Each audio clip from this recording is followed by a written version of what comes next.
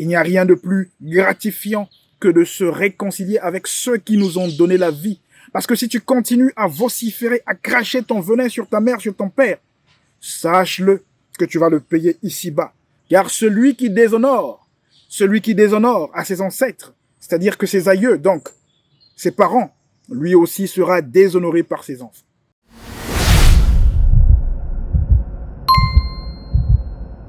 J'ai comme l'impression que parfois, nous ne comprenons pas le lien qu'il y a entre nous et nos parents. C'est parce que nous n'avons pas compris ce lien que parfois, nous nous mettons à mettre en œuvre des comportements qui sont inadmissibles.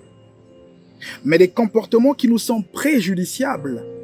Je me rappelle une fois, il y a une jeune femme qui était en train d'insulter sa mère.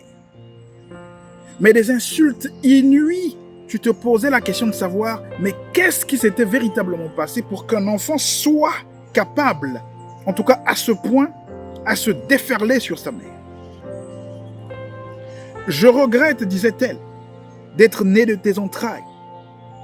Si seulement Dieu pouvait recommencer le monde, je prierais 1001 fois pour que jamais je ne sorte de tes entrailles, parce que tu es une mère maudite, parce que tu m'as maudit. Elle priait même, elle demandait même que sa mère meure. Pourquoi tu ne meurs pas? Peut-être qu'en mourant, je serai libéré des chaînes aujourd'hui qui m'ostracisent. Voilà quelques propos d'une femme désœuvrée, d'une femme certainement abattue psychologiquement, qui s'est mise donc à vociférer, à déblatérer des insultes, rabaissant sa mère plus bas que terre.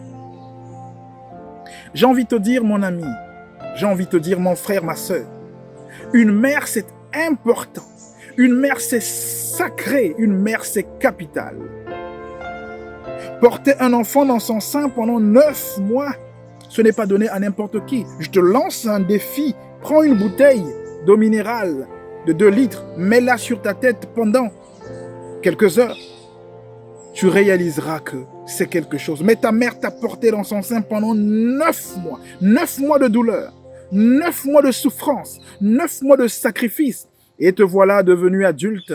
Et te voilà qu'il insulte au vu et au su de tout le monde. Sacrilège.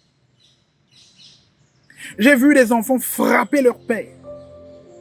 Oui, j'ai vu des enfants qui ont frappé leur père, les traitant, les qualifiant de sorciers. C'est toi qui maudis ma vie. Mais mon cher ami, j'ai envie de te dire que tu es né à la suite d'une union d'un spermatozoïde et d'un ovule. Sans la présence de ce spermatozoïde qui a été champion, parce qu'il a été question pour lui de vaincre plusieurs milliards de spermatozoïdes, tu ne serais pas là aujourd'hui. Tu es donc une partie de ton père. Tu dois donc honorer ton père, mais aussi ta mère, pour que tu espères vivre longtemps sur terre, disent les textes sacrés. Oh, Dieu sait que si ta mère n'avait pas voulu de toi, elle avait toutes les possibilités d'interrompre cette grossesse pendant sa progression. Mais elle n'a pas fait parce qu'elle voulait te donner la vie. Et te voilà aujourd'hui qu'il insulte, qui jette l'opprobre sur elle.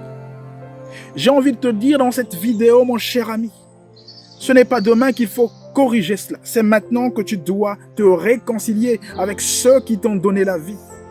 Si bien évidemment ils sont encore de ce monde. Prends ton téléphone, appelle ta mère, ne te justifie pas. Demande des excuses sincères. Il n'y a rien de plus gratifiant que de se réconcilier avec ceux qui nous ont donné la vie. Parce que si tu continues à vociférer, à cracher ton venin sur ta mère, sur ton père, sache-le que tu vas le payer ici-bas. Car celui qui déshonore à ses ancêtres, c'est-à-dire que ses aïeux, donc ses parents, lui aussi sera déshonoré par ses enfants. C'est aujourd'hui qu'il faut rectifier le tir, qu'il faut changer le fusil d'épaule. C'est maintenant qu'il faut le faire. N'attends pas, comme le font certaines personnes qui n'ont rien compris de la vie, qui attendent véritablement le décès, la disparition physique de la personne pour commencer à dépenser des sommes colossales pour acheter une veste qui coûte excessivement cher, un cercueil hors de prix. Toutes ces choses farfelues qui n'ont aucune importance à ce moment-là, parce que la dimension physique de celui qui est mort n'existe pratiquement plus, n'a plus d'importance. L'argent est physique. Toutes ces choses sont farfelues. Toutes ces choses farfelues sont physiques. Elles n'ont plus d'importance d'être. C'est aujourd'hui que tu dois dépenser cet argent pour ton père s'il est encore en vie, pour ta mère si elle est encore vivante. C'est quand elle est à l'hôpital, quand il est à l'hôpital que tu dois dépenser cet argent pour espérer sauver la vie de ceux qui t'ont donné la vie. Pas quand ils seront de l'autre côté. Parce que de l'autre côté de la mort, bien évidemment, c'est trop tard. Ton argent n'a plus aucune importance. La vie continue certes, mais sous une autre dimension, pas sous la dimension physique. Prends soin de ceux qui te sont chers maintenant.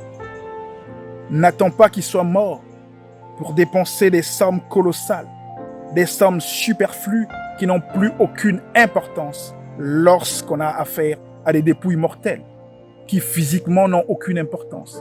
Ton argent est physique, ton argent agit sur la dimension physique. Mais quand ton père meurt, quand ta mère meurt, ton argent n'a plus aucune importance. Tu dois donc dépenser l'argent au moment où ils sont encore en vie, au moment où ils jouissent d'une santé parfaite, au moment où ils sont hospitalisés et qu'ils ont besoin d'être traités. C'est à ce moment-là que ton argent a de l'importance. Réconcilie-toi avec les tiens. Réconcilie-toi avec ton père et ta mère, parce que tu ne peux pas faire autrement. Si tu ne veux pas vivre l'opprobre de ta vie, c'est maintenant qu'il faut renouer la relation qui en réalité a toujours existé entre toi et ton père, entre toi et ta mère, parce que ça ne peut pas se faire autrement. Mais il faut réactiver cette relation qui s'est éteinte à cause de ta méchanceté. J'espère t'avoir parlé, j'espère te parler encore. Mais si tu n'es pas encore abonné à cette chaîne, abonne-toi. Active donc la cloche de notification pour ne pas rater nos prochaines vidéos. Cette chaîne a vocation à te donner des armes, des outils, des logiciels qui vont te permettre de décider par toi-même. Rien n'est encore perdu. Tout est encore possible. Mais c'est maintenant, aujourd'hui qu'il faut agir car demain sera trop tard. Agir, c'est sortir de sa zone de confort. Agir, c'est s'armer de courage et ne pas avoir peur d'affronter des situations difficiles.